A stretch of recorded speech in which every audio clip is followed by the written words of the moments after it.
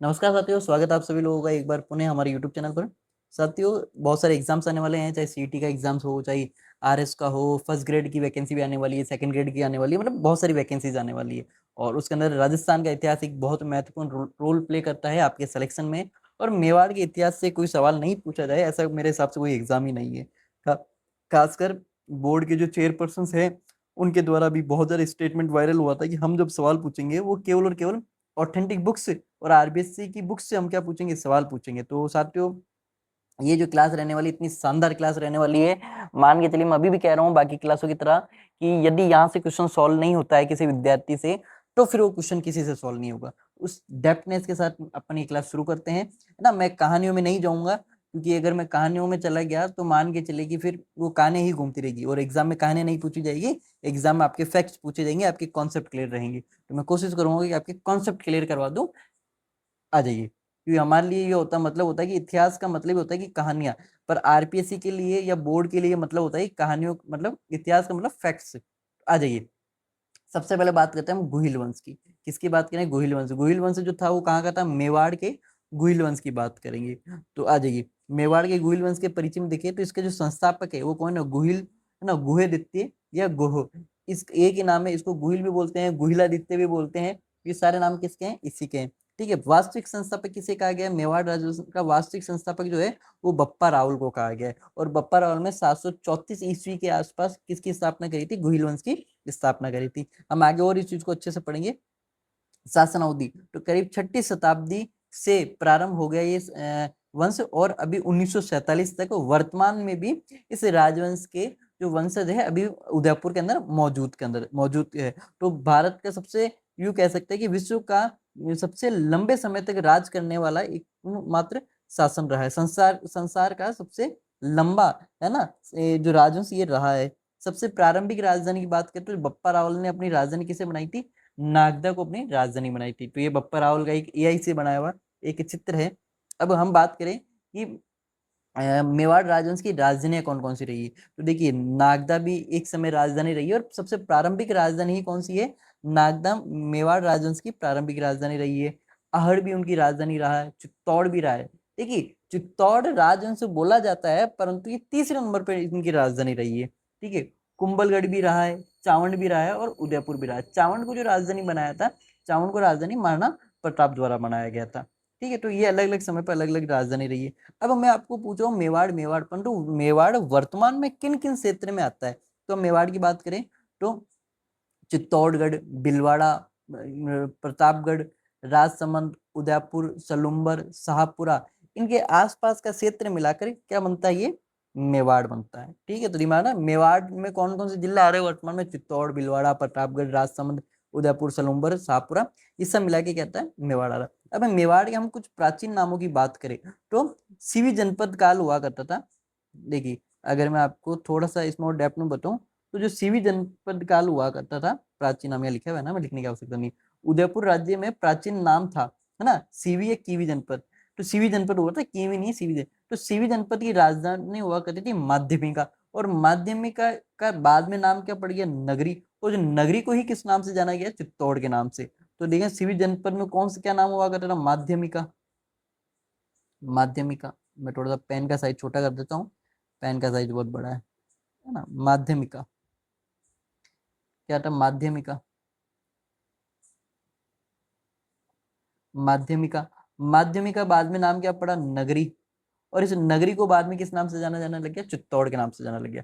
क्या था कि जो पंजाब का वाला जो क्षेत्र था, पंजाब के क्षेत्र पे सिकंदर का जब आक्रमण हुआ तो सीवी जनपद के जो लोग थे, देखिए महाभारत काल की बात ना, सीवी जनपद जो है महाभारत काल से भी संबंधित है। तो सीवी जनपद के जो लोग हैं वो अपनी जान बचाने के लिए दक्षिण राजस्थान में आ गए थे। दक्षिण राजस्थान में मतलब चित्तौड़ वाले क्षेत्र में आ गए थे। यहीं पर ही उन्होंने सीवी जनपद की एक राजधानी स्थापना करी, जिनको उन्होंने माध्यमिका कहा। बाद में इसका नाम परिवर्तित होकर क्या हो गया?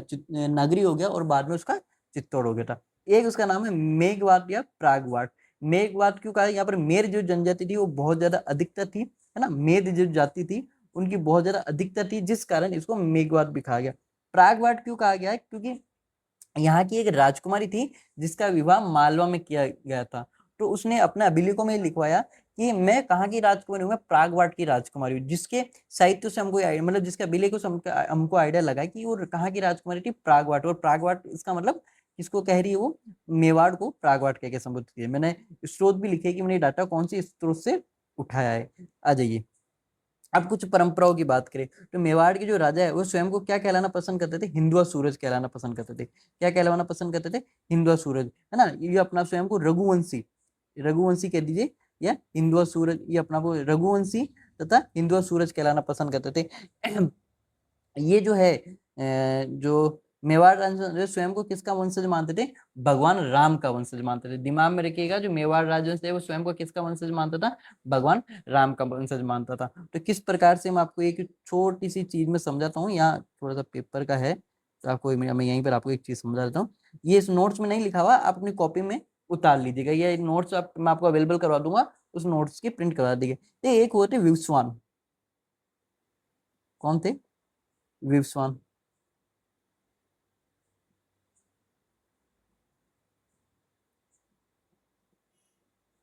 विवस्वान कौन थे, विवस्वान। विवस्वान किसके पुत्र के, सूर्य के पुत्र थे। विवस्वान के ही परिवार में, मतलब विवस्वान के वंशज में एक व्यक्ति का जन्म होता है, कौन थे, दशरथ। दशरथ, है ना। और दशरथ के पुत्र कौन है, प्रभु श्री राम। प्रभु श्री राम के पुत्र कौन है, लव और कुश, है ना। लव और कुश। अब जो कुश होते हैं, कुश के 108वां वंशज कौन होते हैं, विजयभूप। विजयभूप, ठीक है। यहां से लेकर यहां तक की अभी तक जो राजधानी थी वो तो थी अयोध्या, पता है आपको सबको। यहां से लेकर यहां तक की जो राजधानी थी वो अयोध्या। अब जो विजय भूप होता है वो कहता है यार अब अयोध्या में मन नहीं लग रहा है, हम अपनी राजधानी चेंज करेंगे। तो ये अपनी राजधानी चेंज करने के लिए आ जाते हैं दक्षिण राजस्थान में। राजधानी चेंज करने के लिए कहाँ आ जाते हैं, दक्षिण राजस्थान। और गुजरात के पास में एक जगह पड़ती है वल्लभी। कौन सी जगह पड़ती, वल्लभी नगर। और ये वल्लभी नगर को अपनी नई राजधानी बनाते हैं। विजय भूप के ही वंशज में छेवा वंशज, कौन सा वंशज, छेवा वंशज कौन होता है, शिलादित्य। छेवा वंशज कौन होता है, शिलादित्य। शिलादित्य का जो विवाह हुआ हुआ होता है वो आबू की, कहाँ की, आबू की परमार राजकुमारी, क्या नाम है आबू की परमार राजकुमारी, कौन होती है, पुष्पावती। पुष्पावती के साथ इसका क्या हुआ होता है, शिलादित्य का विवाह हुआ हुआ रहता है। अब पुष्पावती के ऑलरेडी जो 3-4 जो 6 पुत्रियां थी ऑलरेडी। अब वापस से पुष्पावती क्या होती है, गर्भवती होती है। और गर्भवती जब होती है तो अपने पीहर जाती है, कौन सी देवी की आराधना के लिए, अबुर्दा देवी, है ना। कौन सी देवी, अबुर्दा। अबुर्दा का मतलब, अबुर्दा देवी को राजस्थान की वैष्णो देवी भी कहा जाता है, दिमाग में रखना। तो ये अबुर्दा देवी के पास जाती है पुत्र रत्न की मनोकामना के लिए। और पीछे से शिलादित्य पर अरबों का आक्रमण हो जाता है, और इस अरबों के आक्रमण में शिलादित्य की क्या हो जाती है, मृत्यु हो जाती है। जब ये बात पुष्पावती को पता चलती है तो पुष्पावती भी क्या होना चाहती है, सती होना चाहती है, परंतु लोग इसे रोक देते हैं कि आपके गर्भ में ऑलरेडी एक बच्चा है जिस कारण आप क्या नहीं हो सकते, सती नहीं हो सकते। तो अब जो अरब थे वो पुष्पावती को भी खत्म करना चाहते थे, परंतु पुष्पावती अपनी जान बचाकर कहाँ पर आती है, वीरनगर आती है। कहाँ पर आती है, वीरनगर आती है। और वीरनगर में एक ब्राह्मणी होती है, कमलावती ब्राह्मणी, क्या नाम रहता है, कमलावती ब्राह्मणी। और कमलावती ब्राह्मणी के पास क्या रहती है, विधवा ब्राह्मणी होती है, उसके पास ये शरण लेती है। और कमलावती ब्राह्मणी के यहीं पर ही ना, कमलावती ब्राह्मणी इस पुष्पावती को कहाँ पर, एक गुफा में छुपा कर रखती है। कहाँ पर छुपा कर रखती है, गुफा में छुपा कर रखती है। और यहीं पर एक पुत्र को जन्म देती है पुष्पावती। और उस पुत्र को जन्म देने के बाद पुष्पावती क्या हो जाती है, सती हो जाती है। अब इस जो गुफा में जिस पुत्र को उसने जन्म दिया था, उस पुत्र की देखभाल की जो जिम्मेदारी होती है वो कमलावती ब्राह्मणी की हो जाती है। और क्योंकि ये गुफा में रहने लगा इस कारण इसको गुहा देते, गुफा देते या गुहिल कहा गया। तो आपको पता चल गया कि गुहिल जो है वो किसका वंशज है, भगवान राम का वंशज है। इस कारण ये स्वयं को किसके साथ जोड़ते थे, रघुवंश के साथ जोड़ते थे। आई होप आपको यहाँ से जो कॉन्सेप्ट है ये सारा क्लियर हो गया होगा। और ये जो बात है, ये बात, इस बात का समर्थन कौन कर रहे हैं, तो दिमाग में ना हमारे इतिहास में एक घोड़े वाले बाबा है जिनको अपन कहते हैं कर्नल जेम्स टोड। क्या है, कर्नल जेम्स टोड। तो कर्नल जेम्स टोड जो है वो गुहिलो, है ना, जो मेवाड़ राजवंश है उनकी उत्पत्ति के लिए कौन सा सिद्धांत देते हैं कि गुहिल जो थे मेवाड़ के जो शासक है, मेवाड़ के जो शासक है गुजरात के शासक शिलादित्य की क्या है, संतान है। क्या है वैसा भी, शिलादित्य की संतान है। तो आप ये चीज आप दिमाग में रखिएगा, ठीक है। और हम आगे और इसमें और भी हम विशेष चर्चा करेंगे कि उत्पत्ति के सिद्धांतों पर हम आगे और चर्चा करेंगे। आ जाइए, मेवाड़ राज्य का चिन्ह। मेवाड़ राज्य का चिन्ह इस प्रकार का मेवाड़ राज्य का चिन्ह है, ये दिमाग में रखिएगा कि इसी प्रकार का मेवाड़ राज्य का चिन्ह है। और एक तरफ कौन सा सैनिक है, एक तरफ क्षत्रिय सैनिक अपना हाथ में क्या लिया हुआ, तलवार लिया हुआ है। हालांकि ये एक हाथ में भाला, ये अपने एक हाथ में भाला लिया होता है, एक अपने हाथ में तीर कमान लिया हुआ होता है। ठीक है, ये जो सैनिक है ये कौन सा सैनिक है, तो ये जो सैनिक है ये अपने क्षत्रिय सैनिक है। और ये जो सैनिक है ये सैनिक कौन सा है, तो ये सैनिक है भील सैनिक है। और नीचे एक लाइन लिखी हुई है, जो दृढ़ राखे धर्म को तिहि राखे करतार, कि जो व्यक्ति अपने धर्म के प्रति अड़ित रहता है वही अपने पास क्या रखता है, तलवार रखता है ना। तो ये चीज दिमाग में। और अगर आपसे यहाँ से एक सवाल और पूछ लिया जाए कि ये जो इस प्रकार का राज चिन्ह है, ये राज चिन्ह कब वर्चस्व में आया था, जो महाराणा प्रताप के समय ये राज चिन्ह वर्चस्व में आया था। इसके अलावा देखिए यहाँ से और पता चलता है कि अपने आप को सूर्यवंशी, सूर्य से संबोधित करते हैं, क्योंकि इनके राज चिन्ह पर भी क्या बना हुआ, सूर्य अंकित है। और यहाँ पर इस जगह क्या लिखा हुआ, जय चित्तौड़ लिखा हुआ है। क्या लिखा हुआ, जय चित्तौड़ लिखा हुआ। तो ये चीज आप थोड़ी सी दिमाग में रखिएगा। दूसरी चीज, कुछ और फैक्ट्स है। क्या फैक्ट्स है कि रक्त मेवाड़ के राजाओं का सिंहासन रोहन के समय उंदरी गांव का भील राजा अंगूठा से रक्त तिलक करता है। तो मेवाड़ के जो राजा हैं उनके सिंहासन के समय उंदरी गांव मतलब ईडर के पास में बैठा वहां का जो भील राजा रहता है वो अपना अंगूठा चीर कर उनका क्या करता है, राज तिलक करता है। अब कुल देवता है ना, कुल देवता कौन है, तो कुल देवता है एकलिंग नाथ जी कैलाशपुरी में। तो आपको अगर याद रह जाएगी एकलिंग नाथ जी है ना, मतलब शिव जी है। शिव जी कहाँ पर निवास करेंगे भाई साहब, तो कैलाश में ही निवास करेंगे। और ये कैलाश कहाँ पर है, नागदा के अंदर। कहाँ पर है, नागदा। और नागदा कहाँ पर है भाई साहब, ये उदयपुर के अंदर है। कौन सा है, उदयपुर के अंदर। आपसे पूछ ले वे कि बताइए कुल देवी कौन सी है, तो कुल देवी इनकी कौन सी, बाण माता या बाण माता। कौन सी माता है वैसा, बाण बाण माता या बाण माता। यदि आपसे पूछ ले बाण माता का मंदिर कहाँ कहाँ पर है ना, तो बाण माता का मंदिर कहाँ पर, एक तो चित्तौड़ के अंदर है। कहाँ पर है, एक चित्तौड़ के अंदर है, और एक कहाँ पर है, केलवाड़ा के अंदर। यहाँ लिख रहा हूँ मैं, केलवाड़ा के अंदर। कहाँ कहाँ पर है मुख्य मंदिर, चित्तौड़ के अंदर है मंदिर है, और केलवाड़ा के अंदर है। यदि कोई मेवाड़ का राजा है ना, मेवाड़ का राजा अपनी राजधानी छोड़ कर कहीं और जाता है किसी काम के लिए, तो वो किससे परमिशन लेगा, वो किससे परमिशन लेगा, एकलिंग नाथ जी से परमिशन लेगा, जिसको कहते हैं अस्का लेना। क्या कहते हैं, अस्का लेना। ये दिमाग में ना, क्योंकि मेवाड़ के राजों से जो है, मेवाड़ के राजा जो है वो स्वयं को एकलिंग नाथ जी का दीवान मानते हैं। मेवाड़ का असली राजा कौन है, तो मेवाड़ का जो असली राजा है वो एकलिंग नाथ जी है। अभी आपको याद हो कि करीब 1 साल पहले राजस्थान पत्रिका भास्कर की एक न्यूज थी, उन्होंने किसी दरगाह के जो संत थे, पीर थे, उनको एक चीज कह के संबोधित कर दिया था कि मेवाड़ के ये राजा, आज मेवाड़ के राजा का उर्स भरा। तो इसमें मेवाड़ के जितने भी जो वासी थे उन्होंने ऑब्जेक्शन उठा दिया था, और अगले दिन उस पत्रिका को माफी मांगने पड़ गई थी कि मेवाड़ का जो राजा है वो केवल एकलिंग नाथ जी है। तो इस चीज से आप दिमाग में ना कि मेवाड़ के राजा कौन है, एकलिंग नाथ जी है। वहां के राजा स्वयं को इनका दीवान मानते हैं, मतलब पीएम प्रधानमंत्री मानते हैं। अब उत्पत्ति के सिद्धांत की मैं बात करूं, तो उत्पत्ति का सिद्धांत एक नहीं है, अलग अलग हो सकते हैं। अलग अलग इतिहासकारों ने अलग अलग मत का है। तो सबसे पहले मैं पर बात करूं कि अबुल फजल क्या कह रहा है कि ईरान का एक बादशाह था नौशेखा आदिल। क्या नाम है, नौशेखा आदिल। और नौशेखा आदिल की क्या है, संतान है। नौशेखा का पुत्र और नौशेखा जाद वंशज क्या रहेगा, भारत में आया था, और उसी के बेटे आगे जाके क्या बने थे, गुहिल बने थे। अबुल फजल भी दिखती बात है, अबुल फजल भाई था, मतलब मुस्लिम था। तो वो मेवाड़ राजवंश को किसके साथ जोड़ेगा, वो मेवाड़ राजवंश को अपने मुस्लिम समुदाय के साथ जोड़ेगा। अबुल फजल किसके दरबार में था, मुझे आप ये कमेंट करके जरूर बताना। और मेवाड़ राजवंश के किसके समकालीन था, तो ये भी मुझे कमेंट करके बताना वैसे आप लोग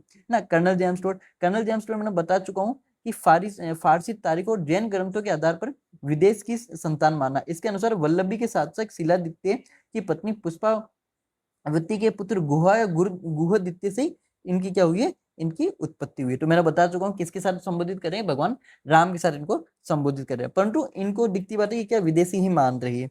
वी ए स्मिथ जो है वो गुहिलों को क्या मान रहे हैं, विदेशी मान रहे हैं। कविराज श्यामल दास है ना, कविराज श्यामल दास की एक पुस्तक है वीर विनोद, और वीर विनोद के अंदर वल्लभी की गुहिल शाखा को मान्यता दी कि भाई बिल्कुल वल्लभी के जो गुहिल शासक है इनको मान्यता दी है। और ये गुहिल शासकों की कितनी 36 शाखाओं का वर्णन कर रहे हैं। गुहिलों की कितनी शाखाओं का वर्णन कर रहे हैं, 36 शाखाओं का वर्णन कर रहे हैं। तो आप ये चीज भी दिमाग में रखिएगा।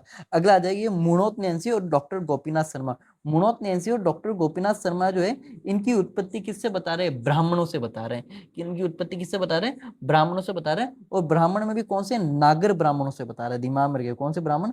नागर ब्राह्मणों से इनकी उत्पत्ति बता रहे हैं। और मोनोथ नैंसी जो है, मोनोथ नैंसी की पुस्तक है मोनोथ नैंसी ख्यात। मोनोथ नैंसी ख्यात के अंदर ये गुहिल वंश की कितनी शाखाओं का वर्णन कर रहे हैं? 24 शाखाओं का वर्णन कर रहे हैं।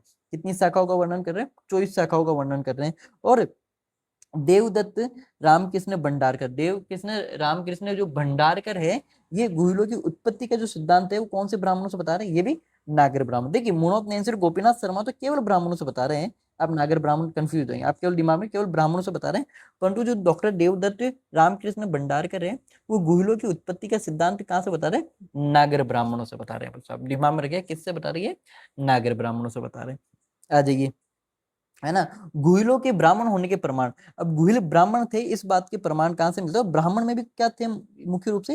ये नागर ब्राह्मण के वंश से। तो एक आहड़ अभिलेख है, ये विक्रम संवत कब का? ये विक्रम संवत 1034 का या 1977 ईस्वी का है। इसमें क्या? आनंदपुर से निकले ब्राह्मणों को कुल को आनंद देने वाला, है ना। इसमें गुहिल को क्या कहा गया? आनंदपुर से निकले ब्राह्मणों के कुल को आनंद देने वाला गुहिल के लिए संबोधित किया गया, है ना। राहुल समर सिंह, राहुल समर सिंह कौन है? आपने पद्मावती का नाम सुना होगा, ये पद्मावती के ससुर है ये। तो पद्मावती के ससुर ने बप्पा रावल के लिए अपना एक अभिलेख लिखवाया, है ना। राहुल रतन सिंह की प्रशस्ति कब का है ये? 1274 का एक अभिलेख है ये। और उसके अंदर इनने बप्पा रावल के लिए एक शब्द यूज में लिया, विप्र, है ना। विप्र जो है ये ब्राह्मणों के लिए। आप जब चौहान वंश पढ़ोगे, चौहान वंश में एक अभिलेख पढ़ोगे आप, उसके अंदर भी चौहानों के लिए विप्र सी वत्स गोत्रीय ब्राह्मण क्या कहा गया है? विप्र सी वत्स गोत्रीय ब्राह्मण। वो किन के लिए कहा गया है? वो चौहानों के लिए कहा गया है। परंतु यहाँ पर विप्र शब्द का प्रयोग जो है समर सिंह का जो प्रशस्ति है उसमें किया गया। एक अभिलेख है कुंभलगढ़ प्रशस्ति, कुंभलगढ़ प्रशस्ति और एकलिंग महाताव्य। देखिए एकलिंग महाताव्य जो है ये कुंभा द्वारा रचित एक ग्रंथ है, उसका एक भाग है एकलिंग महाताव्य, ठीक है। तो इसमें जो है, इसमें राणाओं को, राणा किनको कहा जाता है? मेवाड़ राजवंश के जितने भी जो राजा हैं उनको राणाओं की उपाधि धारण की थी। तो राणा को आनंदपुर, है ना, वडनगर, वडनगर ये कहाँ पड़ता है आपके? ये एमपी में पड़ता है। तो वडनगर से निकले ब्राह्मण वंश को आनंद देने वाला बताए। इसका मतलब ये जो किसकी उत्पत्ति बता रही है, ये सारी चीजें अपन को ये बता रहे हैं कि जो ये लोग थे, मेवाड़ राजवंश के लोग थे, ये क्या थे अपने? ये सब ब्राह्मण थे। इसके अलावा, है ना, एक मैं चीज और आपको इसमें बता दूं, ये आप थोड़ा सा उतार लीजिए, ये 400 जो अभिलेख है, ठीक है, कौन सा अभिलेख है? 400 अभिलेख। इसको छोटी कर देगा साइज में, 400 अभिलेख ना। 400 जो अभिलेख है वो इन्हीं के वंशज में एक राजा रहेगा भरत भट्ट, अपन आगे पढ़ेंगे।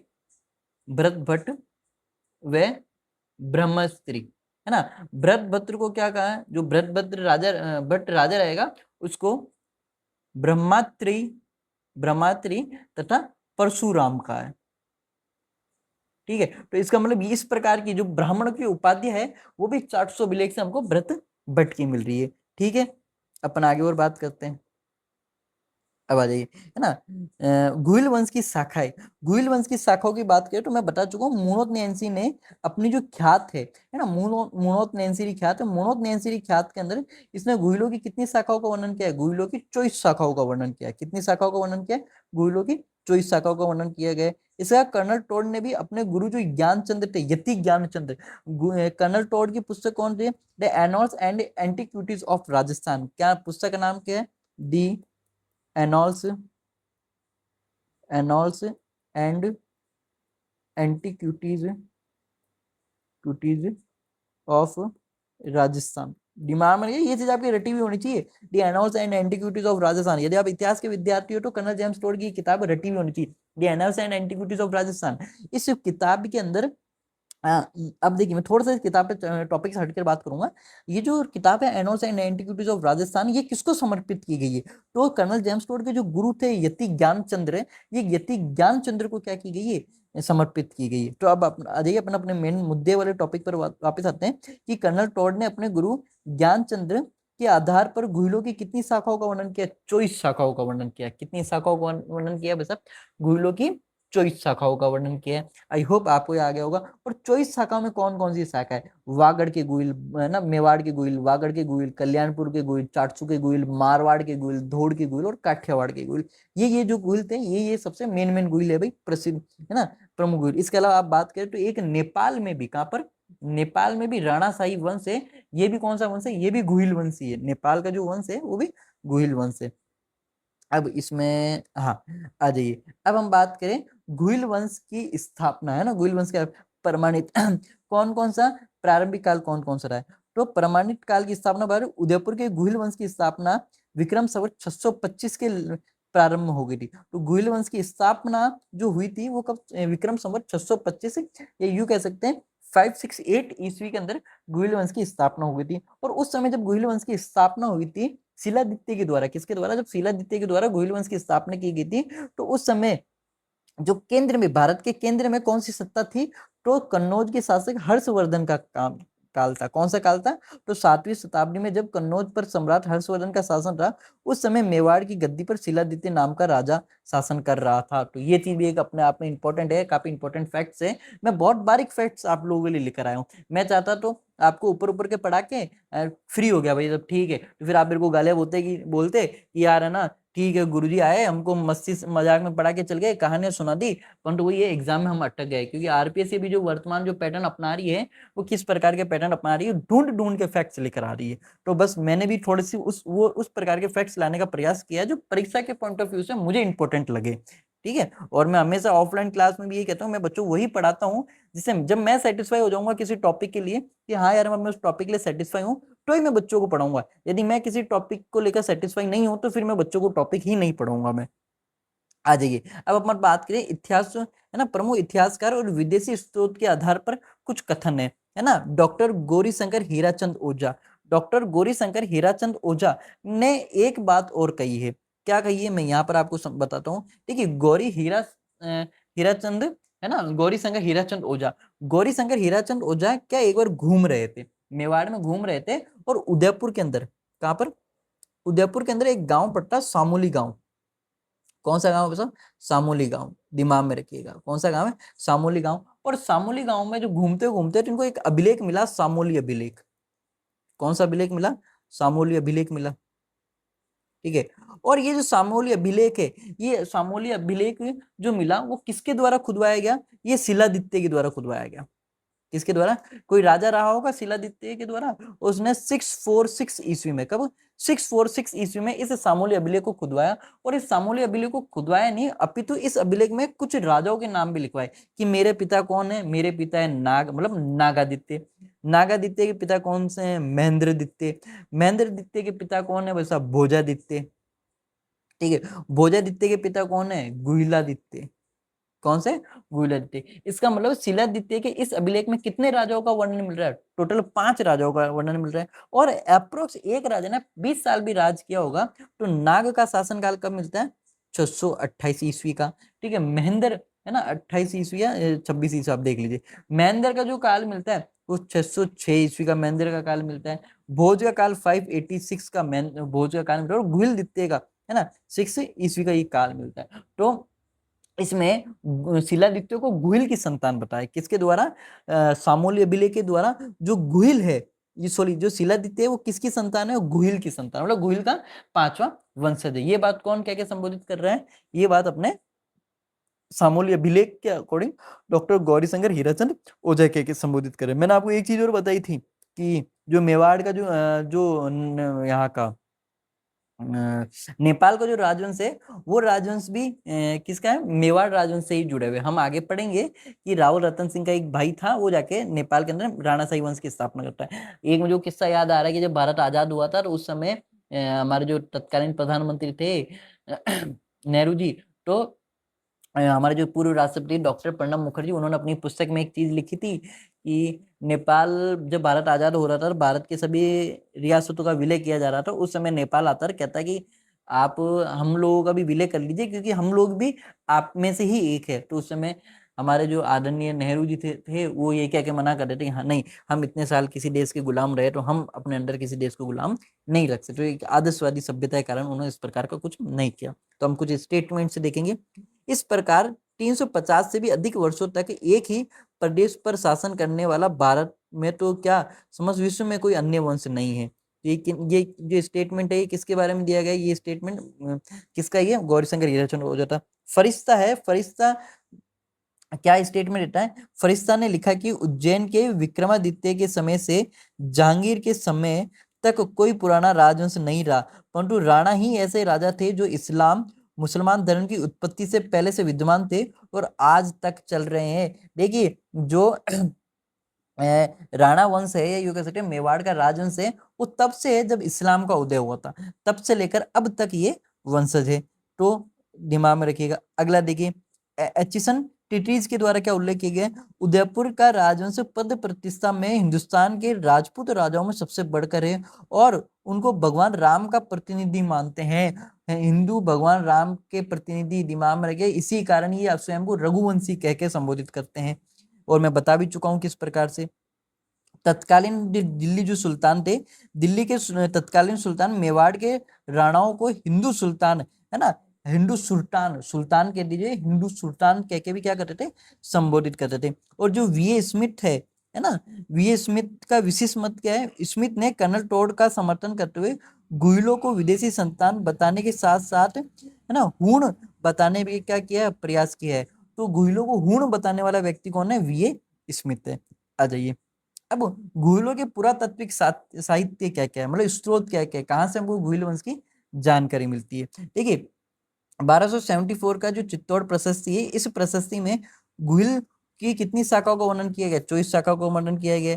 ज्ञानचंद संग्रहालय के विवरण के अनुसार कितनी शाखाएं बताइए? कर्नल जेम्स टोड जो है वो कितनी शाखाएं बता रहा है वैसा?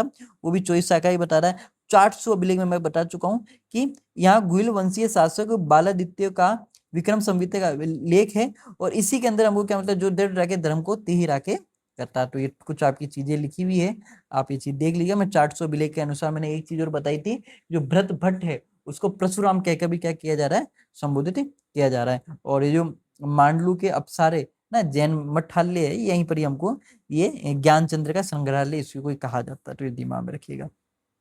आ जाइए, अब हम कुछ अभिलेखों की बात करें, है ना। नसाणु गांव का लेख, है ना, ये नासनु जो गांव है ये अजमेर के पास में एक गांव पड़ता है। गुहिल शासक का लेख मिलने से ये सिद्ध होता है कि अजमेर का क्षेत्र भी किसके साम्राज्य के अंदर आता था? गुहिल साम्राज्य के अंदर ही आता था। और इसी अभिलेख के अंदर श्री गुहिल वंशीय महाराजा धीराज की जय, इस प्रकार से लिखा हुआ नासुण गांव के अंदर। तो अगर आपसे पूछ ले, आरपीएससी का सवाल हो सकता है, बस आपके आरपीएससी खुद कहाँ पर मौजूद है? अजमेर में मौजूद है। तो पूछ सकता है कि बता दो भाई कि मैं आज जहाँ मौजूद हूँ वो क्षेत्र कौन से राजवंश के अंदर आता था? तो अजमेर तो शुरू से ही विवादित रहा है। पहले चौहान वंश के क्षेत्र में रहा है, फिर कभी गुहिलों के हक में चला गया, तो फिर बाद में कभी राठौड़ों के पास चला गया, फिर बाद में मराठों के पास चला गया, फिर बाद में अंग्रेजों के पास आ गया, और अभी वर्तमान में हमारे किनके पास है? भजन लाल जी के पास है भाई। राजस्थान में तो अभी सर्वे सर्वा भजन लाल जी है भाई। आ जाइए, आगे अब बात करें, है ना, उत्पत्ति के संबंध में कुछ नए और पुराने तत्व बारे। तो ओझा जी की वंशावली के अनुसार मैं बता चुका हूँ, गुहिल दत्त या गुहिल दत्त गुजरात के बड़नगर के आनंदपुर से आया एक पराक्रमी योद्धा था। ठीक है, तो बड़नगर का आनंदपुर जो वर्तमान में कहाँ पर पड़ता है? एमपी के अंदर पड़ता है सब। ठीक है, और ओझा जी ही क्या कह रहे हैं? गौरीशंकर हीराचंद ओझा कौन सा अभिलेख के अनुसार? सामोली अभिलेख के अनुसार। ऊपर बता चुका हूं मैं कि सामोली अभिलेख के अनुसार ये सारी बातें कही जा रही है ना। महाराणा कुंभ नहीं है, महाराणा कुंभा। महाराणा कुंभा का एक शोध है डॉक्टर गोपीनाथ शर्मा के अनुसार। महाराणा कुंभा स्वयं बड़ी छीनबीन अनुसंधान के बाद कुंभलगढ़ प्रशस्ति में अपने वंश का स्पष्ट रूप से ब्रह्मवंशी बताया है। कि डॉक्टर गोपीनाथ शर्मा है, डॉक्टर गोपीनाथ शर्मा ये कह रहे हैं कि जब कुंभा द्वारा क्या बसाया गया था? कुंभलगढ़ बनाया गया था, है ना। कुंभलगढ़, देखिए एक अगर कोई कहता है ना कि यार प्यार का जो सबसे बड़ा उदाहरण है वो ताजमहल है, अरे मैं कौन सा प्यार भाई? 13-14 बच्चे पैदा करने के बाद जो औरत मर रही है तो वो कौन सा प्यार है?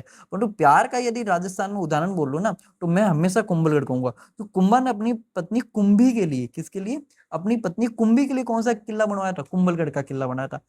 हालांकि कुंभलगढ़ का किला पहले से ही बना हुआ था, छोटा सा एक गढ़ी टाइप का था, जिसको मौर्य जो सम्राट है संप्रति, क्या नाम है? संप्रीति, संप्रीति के द्वारा, मैं थोड़ा सा यहाँ से लिख लूं, संप्रीति, संप्रीति के द्वारा ही कुंभलगढ़ को प्रारंभिक रूप दिया गया था। तो अगर पूछ ले कि कुंभलगढ़ का प्रारंभिक निर्माता कौन है? संप्रीति। छोटा सा गढ़ी टाइप का था, परंतु बाद में इसको विकसित करके पुनः निर्माण करा गया, एक बहुत बड़ा रूप जिसके द्वारा दिया गया वो कुंभा था। ठीक है, तो ये चीज भी आप दिमाग में रखिएगा। तो कुंभा जो है वो स्वयं ने बहुत सारे अनुसंधान किए हैं, बहुत इधर उधर चीजें ढूंढी है, और ढूंढने के बाद उसने बताया कि यार वैसा हम लोग क्या है, हम ब्राह्मण वंशी है। आ जाइए, सूर्यवंशी होने के 3 नए अभिलेखी प्रमाण डॉक्टर ओझा के अनुसार। देखिए मैं बहुत भाई ढूंढ ढूंढ के डाटा लेकर आया हूँ भाई, मैं मतलब ऐसी कौन सी बुक नहीं है, मतलब ऑथेंटिक किताब नहीं है जिससे मैंने ये डाटा नहीं निकाला हो। और 1 अगस्त 2026 तक का जो डाटा मेरे को मिला ना 1 अगस्त 2026 के बाद में यदि कोई नया डाटा मिला तो वो एक अलग चीज है। अभी तक का जो जो डाटा मेरे को मिला भाई मैं वहां लेकर आ गया हूँ भाई ना। लकुविस देवालय अभिलेख कब का 971 का एक लकुविस देवालय है, एकलिंग मंदिर के समीप। इस शिलालेख में मेवाड़ के राजाओं को क्या कहा गया, सूर्यवंशी कहा गया। और मेवाड़ के जो दिमाग में रखिएगा, जो एकलिंग नाथ जी है, ये कौन से संप्रदाय से थे, ये लकुविस संप्रदाय है ना, लकुलिस या लकुविस कह दीजिए, या पशुपत संप्रदाय के। कौन से संप्रदाय के, पशुपत संप्रदाय के। और ये पशुपत संप्रदाय के एक चीज और आप दिमाग में आपने सोचा होगा, पशुपति किसको कहा जाता है, शिव जी को कहा जाता है। और पशुपति का एक बहुत बड़ा मंदिर कहाँ पर स्थित है, तो पशुपति का एक बहुत बड़ा मंदिर है नेपाल काठमांडू के अंदर स्थित है। अब आप थोड़ा सा रिलेटेड कीजिए कि क्या मेवाड़ के राजा जब कहाँ जाएंगे, नेपाल जब राज करने जाएंगे, तो वो बार बार अपने कुल देवता की प्रार्थना के लिए, उनके दर्शन के लिए मेवाड़ तो ना आ सकते, पॉसिबल ही नहीं है, दिस इज नॉट पॉसिबल। तो वो क्या करेंगे, अपने वहीं पर ही एक मंदिर की स्थापना करेंगे, जिसको क्या कहा गया, अपने पशुपतिनाथ मंदिर। तो पशुपतिनाथ मंदिर जो है क्या होता है, पशुपतिनाथ में शिव जी के चारों कोनों के अंदर, चारों दिशाओं के अंदर शिव जी के शिवलिंग पर मुंह होते हैं, उसी को कहा गया पशुपतिनाथ मंदिर। और पशुपतिनाथ भी किसको कहा जाता है, शिव जी को कहा जाता है। तो आप बहुत सारी चीजें, आई होप अगर आप आरएस मेंस की तैयारी कर रहे हो या आप असिस्टेंट ऑफिसर फर्स्ट ग्रेड की तैयारी कर रहे हो, तो बहुत सारी चीजें आप रिलेटेड कर पा रहे होंगे। आ जाइए, है ना, अगला है 1285 का आबू लेख, है ना, ये समर सिंह का है। इस लेख में मेवाड़ के राजाओं को मूर्तिमान सात्र धर्म कहा गया है। क्या कहा गया, मूर्तिमान सात्र धर्म कहा गया है। इसके अलावा अगली हम बात करें तो 1278 का जो शिलालेख है, रावल समर सिंह की माता जैतल देवी का। और अब भाई साहब जैतल देवी का, है ना, जैतल देवी का जो अभिलेख है, इसमें इनको क्या कहा गया, सूर्यवंशी कहा गया है। जैतल देवी का जो अभिलेख है इसमें उनको क्या कहा गया, सूर्य देवी कहा गया। ये चीज भी दिमाग में ना। और जेतल देवी आप दिमाग में रखिए, तेज सिंह की पत्नी थी। अगर आपसे पूछ ले कि जेतल देवी, आगे पढ़ूंगा मैं आपको, तेज सिंह की पत्नी थी। और जेतल देवी ने ही, है ना, जेतल देवी के लिए ही जो तेज सिंह था वो एक मंदिर का निर्माण करा था चित्तौड़ का ना, श्याम पार्श्वनाथ मंदिर का। किसका निर्माण करवा रहा है, श्याम पार्श्वनाथ मंदिर। अब सोचिए, है ना, आई होप, अब मैं ये कहूंगा, मैं नहीं कहूंगा भैया, मैं मेरी तारीफ नहीं करूंगा, आप तो एक बार किसी अन्य टीचर की क्लास लीजिए पूरे यूट्यूब पे, आपको जो लगता ना कि यार ये टीचर यूट्यूब पे सबसे बेस्ट है भाई, आप उसकी क्लास लो। उसके बाद, है ना, आराम से 2 घंटे 3 घंटे 4 घंटे 5 घंटे आप पूरा कोर्स की क्लास लो। उसके बाद आप आके केवल ये 32 मिनट की क्लास, अभी 32 मिनट हुआ हो अप्रोक्स, अब ये 32 मिनट की क्लास मेरे यहाँ लेना, आपको आइडिया लग जाएगा कि भाई साहब मैं, मेरे जीवन में मतलब 8 साल हो गए, 8-9 साल से ऑफलाइन बैच ले रहा हूँ। मैंने जितना जो था, जितना कर सकता था, मैंने इस बैच के अंदर, मतलब फ्री के अंदर आपको देने का प्रयास किया है। और आप कहोगे सर फ्री में कोई नहीं देता, बिल्कुल मैं भी नहीं दूंगा फ्री में। तो मेरी गुरु दक्षिणा क्या होगी, आप लोगों का सिलेक्शन ही मेरी गुरु दक्षिणा है। आ जाइए भाई साहब, गोइल वंश का साम्राज्य विस्तार पढ़ा चुका हूं मैं, है ना, इसका नाम है मेघवाट भी कहा गया। मेर और मेर जाति सर्वाधिक थी। प्रारंभिक राजधानी कौन सी, गुर्जर प्रतिहारों के सामंत थे। ये चीज दिमाग में रखना, आपसे पूछा जा सकता है कि प्रारंभ में गुइल वंश जो था वो किसके सामंत थे, ये गुर्जर प्रतिहारों के सामंत थे। ठीक है, और इनका प्रारंभिक केंद्र कौन सा था, इनका नागदा प्रारंभिक केंद्र था। श्री गुहिल चांदी के सिक्के, है ना, 869 में आगरा के निकट 2000 चांदी के सिक्के प्राप्त हुए, जिन पर क्या लिखा होता, श्री गुहिल लिखा हुआ था। क्या लिखा हुआ था, श्री गुहिल। इसका मतलब ये जो सिक्के हैं, ये कहाँ से, ये देखिए इस प्रकार के सिक्के प्राप्त हुए हैं। कितने, अप्रोक्स 2000 सिक्के प्राप्त हुए हैं। कितने, 2000 चांदी के सिक्के प्राप्त हुए हैं, जिसमें गुहिल लिखा हुआ था। तो दिखती बात है गुहिल वंश का। तो कहीं ना कहीं हम ये भी आइडिया लगा सकते हैं कि आगरा वाला जो बेल्ट भी था, है ना, आगरा वाला जो क्षेत्र था, वो भी किसके अंदर में आता था, गुहिल के अंदर में आता था। देन अगेंस्ट मैं आपको वो वाली बात बता चुका हूँ कि गुहिल वंश की तिथि क्रम शुरुआत में ओझा जी के अनुसार क्या करें ना, गौरी शंकर हीरा चंद ओझा को, है ना, चित्तौड़ में सामूल्य अभिलेख मिलता है इस समय का। और इसके आधार पर गुहिल का समय वो क्या निर्धारित कर रहे हैं, ये निर्धारित कर रहे हैं। इसमें हमको कुछ राजाओं के नाम मिलते हैं, भोज, महेंद्र, नाग, सील, अपराजित्य, महेंद्र द्वितीय और बप्पर, और इन प्रकार के राजाओं के हमको नाम मिलते हैं। तो आ जाइए, प्रारंभिक राजाओं के हम नाम की अगर बात करें, राजा सील या शिलादित्य की बात करें, तो सामूल अभिलेख है है ना। इस अभिलेख को अजमेर का जो संग्रहालय है उस संग्रहालय के अंदर अभी भी सुरक्षित है। प्रशस्ति में क्या वितरण किया गया है कि इसमें सील को शत्रुओं का जीतने वाला, देव ब्राह्मणों और गुरुजनों को आनंद देने वाला तथा अपने कुल रूपी आकाश का चंद्रमान, है ना, चंद्रमा कहा गया। मतलब इसको अपने कुल रूपी आकाश का चंद्रमा कहा गया। तो ये भी कुछ घटनाएं क्या है, सील के समय वटनगर में आए महाजन समुदाय के नेता जेतक ने आरण्यवासी देवी के देवालय का निर्माण करवाया था। तो आपसे पूछा जा सकता है कि आरण्यवासी देवी के मंदिर का निर्माण किसके काल में हुआ था? तो ये राजा शिलादित्य के काल में होता है। राजा सील ने तांबे के सिक्के चलाए थे। किसके सिक्के चलाए भाई साहब? तांबे के सिक्के चलाए थे। अब है राजा राजा अपराजित। ये कुंडलेश्वर महादेव मंदिर नागदा के अंदर पता है, कुंडलेश्वर महादेव मंदिर, ये भी किसको मिला था? डॉक्टर ओझा को मिला था, जो वर्तमान में उदयपुर के विक्टोरिया संग्रहालय में संरक्षित है।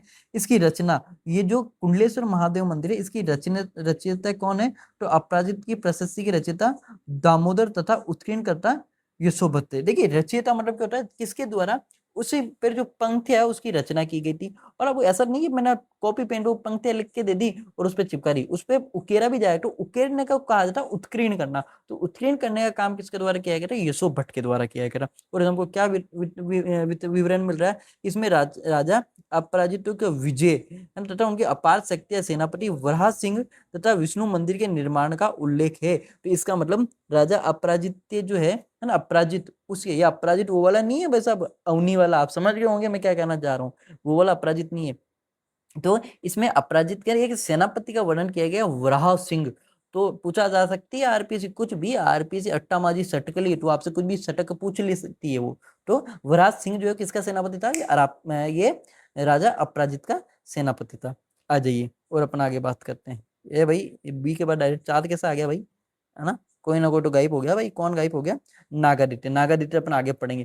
देखिए नागादित्य जो था, दिमाग में रख गया, नागादित्य जो है ये गुहिल का पिता था। नागादित्य के लिए कहा जाता है कि नागादित्य को नागादित्य जो पिता था उसने क्या करा था कि जब ये शिलादित्य जब राजा बन गया था, बड़ा हो गया था, तो इसने जितने भी जो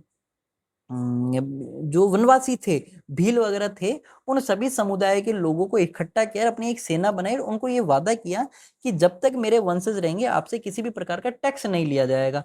ठीक है। तो बाद में वो मेवाड़ अपने जो अपना क्षेत्र है वापस जीत लेते हैं, परंतु बाद में जब इसे शिलादित्य का ही आगे कोई वंशज आता है, नागादित्य, ये देखिए वाला नागादित्य, ये जो नागादित्य है ना, ये नागादित्य वंशज आता है। और कहते नागादित्य के लिए भी कहा जाता है, ये महेंद्रदित्य, दोनों के लिए कहा जाता है। मतलब है ना, अभी भी देखिए इतिहास जो है विवादित रूपी होता है। तो कहा जाता है कि वो आता है और वो बहुत ज्यादा क्या करने लग जाता है, बहुत ज्यादा उन पर अत्याचार करने लग जाता है, जिस कारण इसे नागादित्य की क्या कर दी जाती है? हत्या कर दी जाती है। ठीक है, नागादित्य के लिए कहा जाए, नागादित्य की हत्या कर दी जाती है। और वो नागादित्य के बेटे को भी क्या चाहते थे? मारना चाहते थे, परंतु नागादित्य का बेटा बच निकलता है। तो अपन आगे चीजें पढ़ते हैं। देखिए गुहिल या उत्पत्ति, तो मैं आपको बता दूं, माता गुर्जर राज्य के कहर नगर में गुहिल या देवादित्य की विधवा सुभाग देवी को सूर्य भगवान के आशीर्वाद प्राप्त हुआ।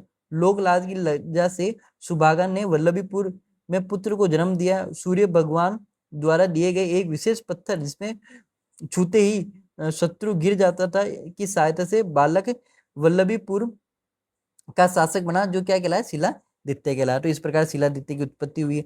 वल्लभी का विनाश, रानी पुष्पावती।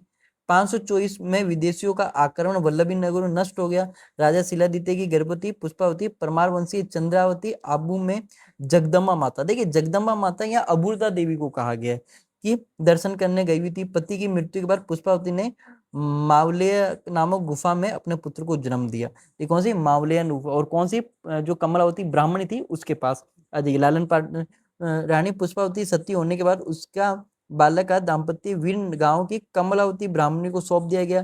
गुफा में जन्म होने के कारण इसे गुफा दित्य ये सारी चीजें कही गई। ईडन में वृद्ध भील राजा मांडलिक ने प्रसन्न होकर अपना राज्य गुहा को सौंप दिया और स्वयं ने क्या ले लिया? संन्यास ले लिया। तो ये चीज भी आप दिमाग में रखिएगा कि गुहिल को दे दिया, गुहिल ने क्या हो गया, और उसने यही कहा कि मैं जब राजा बनूंगा तो भीलों से किसी प्रकार को कोई कर नहीं लूंगा मैं। आ जाइए, है ना। अब ईडर की राज्य पर शासन व नागादित्य की हत्या। 8 पीढ़ी का शासन, गुहिल की 8 पीढ़ी तक ईडर के राजा गुहिल का क्या रहा? शासनकाल रहा।